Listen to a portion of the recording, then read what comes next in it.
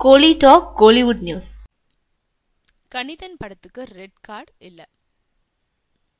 ஈட்டி படத்தை தொடர்ந்து அதர்வா நடிப்புல இந்த வாரம் வெளிவர இருக்கும் படம் கணிதன். இந்த படத்தை TN சந்தோஷ் இயக்கியிருக்காரு. இவர் AR முருகதாஸோட உதவியாளரும் கூட. அதர்வா நடிப்புல சமீபத்துல கடந்த டிசம்பர்ல ரிலீஸ் ஆகி வெற்றிகரமா ஓடின படம் ஈட்டி. அந்த படத்துல ஓட்டப்பந்தய வீரரா சிறப்பா நடிச்சிருந்தாரு அதர்வா. ஈட்டி படத்தோட வெற்றியை தொடர்ந்து வெளிவரும் படம்ன்றதுனால ரசிகர்கள் மத்தியில மட்டும் இல்ல, தேட்டருக்காரங்க மத்தியிலையும் கணிதன் படத்துக்கு மிகப்பெரிய எதிர்பார்ப்பு ஏற்பட்டிருக்கு. கணிதன் படத்தோட ட்ரெய்லரும் பாடல்களும் சமீபத்துல வெளியாகி ரசிகர்களிடையே பெரும் வரவேற்பை பெற்றிருக்கு.